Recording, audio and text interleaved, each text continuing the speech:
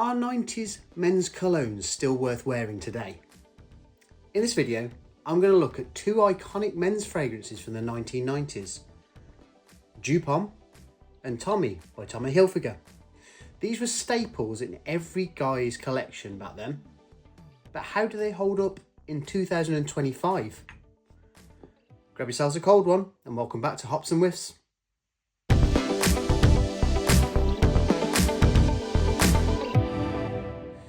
Welcome back to the channel. Thank you so much for being here, and please, as always, do like the video, do put some comments in the comment section below, and subscribe and share. Please do tell your friends about the channel and tell me anything that you'd like to see me review, whether it's fragrances or beer related content. So today's beer of choice, I thought I'd just go nice and simple with a bottle of Cruz Campo. Nice, refreshing,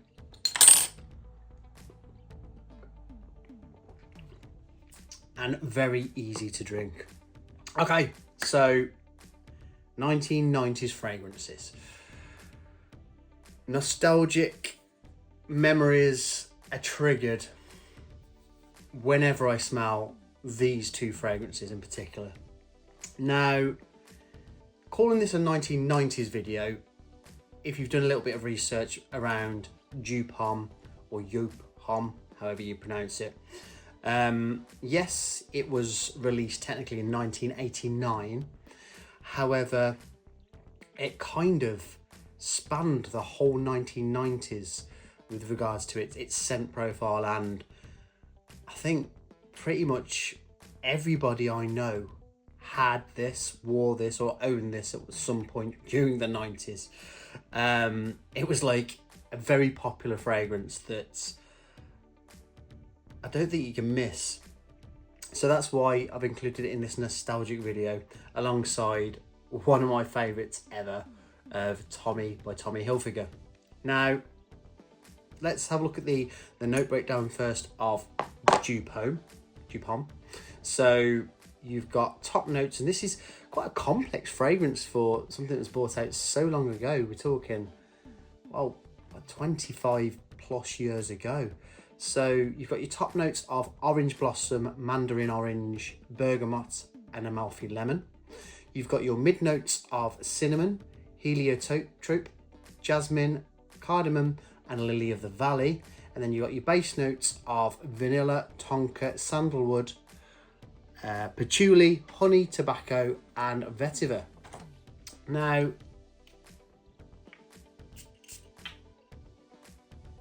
when you spray this, it takes me back straight away to going out and experiencing my first nights out, even if it was like when I wasn't really old enough to go out yet. But still, I can almost get a picture in my head of the local nightclub, and I can still see the stairs walking up. It's just nostalgia in a bottle.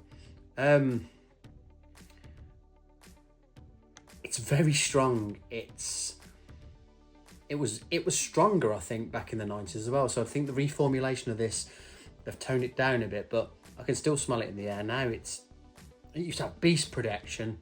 It was quite an attractive fragrance. But I think but as time's gone on, it's kind of turned into a bit of a Marmite fragrance, because you either love it or you hate it. Now, I know a couple of people who still wear this.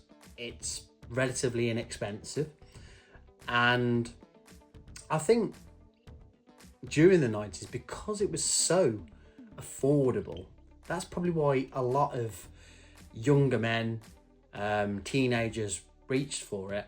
But yeah, you do get that sweet and cinnamony sort of like vibe coming straight through, and it does stay in the air for a long time.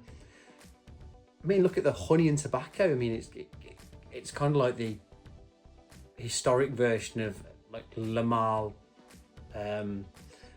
elixir, but it doesn't go in that same way. It's quite powdery, friends, as well. It does smell powdery. And I can't believe how nostalgic that is. If you used to own a bottle of this, do just grab yourself some if you see some at a discount, because it is cheap. Do get yourself some, just spray every now and then, and you'll be sent straight back to your clubbing days, or the first time you ever went out in it, if you were a person of a certain age. Obviously, if you've never smelt this before, I wouldn't rush to get it, because it's not a standout unique fragrance anymore. When can you wear it now? I'm gonna say you could wear it every day, really. More towards autumn and winter, and a bit the spring. Wouldn't wear it in summertime, because it can be a little bit cloying, because it is quite a powerful fragrance. As I said before, not as powerful as it used to be. But no, it's pleasant, it's sweet. All the notes in there, you would think that it should be a beautiful fragrance, but I think it's that complex that it's kind of confusing, and which makes it the Marmite fragrance of, some people will go, wow, I like that, I can pick up different notes in it, whereas some people might go, whoa, that's just too much, no thank you. But yeah, as I say, that bought out in 1989, had a monopoly on the 1990s, probably due to its price. But yeah, it kind of kickstarted that 90s fragrance run for myself as well. So before I get to Tommy, other fragrances that I could have brought into this review today, but I haven't, are popular fragrances like Polo, Ralph Lauren's Polo Sport, bought out in 1994. Now, that was almost as popular in the 1990s as Dior Sauvage is now, and people are still buying it. It's still relevant today, so that's probably why I left it out of this video, because it's still a good standalone fragrance, as these are, don't get me wrong. But yeah, that was like every late teenage boy going into college had Ralph Lauren's Polo Sport. It was just like, it's a very youthful scent, and it still is today. Other fragrances, Paul Gaultier's original Le Male from 1995. I always remember my dad having that and me borrowing it when I wanted to try and go out and impress. Still, again, a fantastic fragrance. I'd still buy that today, because it is fantastic, phenomenal. One of the best of the line itself. You've got 1881 by Cerruti. Remember that coming out, that's 1990. Didn't like that as much, but I had it in my collection.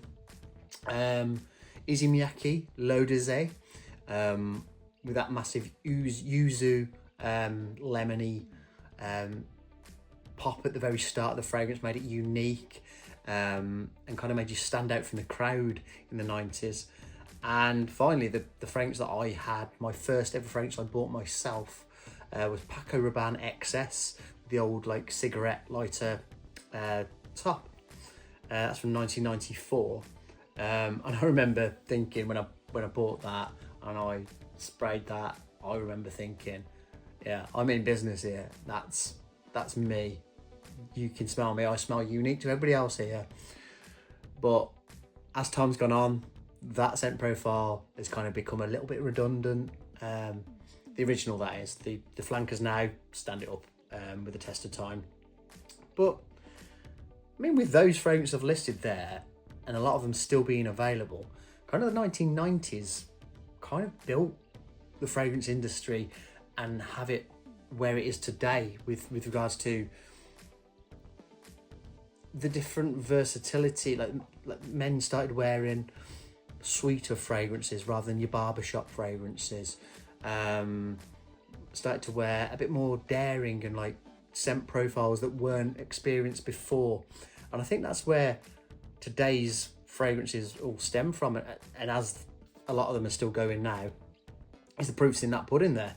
So let's move on to Tommy by Tommy Hilfiger.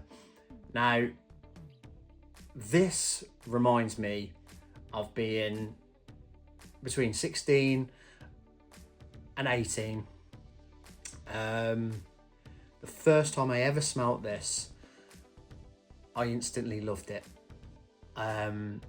It was fresh. It was, oh, let me spray it again. Yeah, I mean, don't get me wrong, I think this has been reformulated totally, because the original one, while it does smell probably 90% the same, and you've got to remember now, this is my middle-aged brain remembering what the original smelled like, but note-wise, you have top notes of mint, bergamot, grapefruit and lavender. You have your mid notes of Granny Smith apple, cranberry and rose, and then base notes of cotton, cactus and amber. And yeah, the hit straight away that you get on the top of the mint and the grapefruit together make this a great fresh fragrance, summer fragrance, or something that you can wear in the office that's going to be non-offensive. I find in the heat, the hotter days, it's better being a fresher fragrance, because you keep on getting the whiffs of this fragrance as it warms up. You do get the appley and the cranberry come through, and then the amber, the sweetness at the bottom. It's not a great performing fragrance, so for longevity, I think you're looking at 6 hours at that, with medium projection. But it's such a lovely fragrance. Every time I see this in a discounter, I buy it, purely because of the nostalgic scent that it gives me, and the fact that you can still rock it on a summer's day, and people are going to enjoy it because it's non-offensive, fresh, beautiful fragrance, and from 1995. So this is what, 20 years, 30 years old. That's incredible. I mean, I don't wear this all the time, and I would never have thought 30 years ago that I'd still be wearing that fragrance, but it is absolutely gorgeous. And do I think there's a place in 2025 for 1990s fragrance? 100%. I think the 1990s was really the key, opening the door into the vast expanse that is today's male fragrance range. Please let me know what your favourite fragrances are, what your favourite fragrances are growing up, your nostalgic fragrances, and what you think will still be relevant in another 30 years' time. Thanks again for joining me. See you again soon on Hops and Whiffs. Cheers.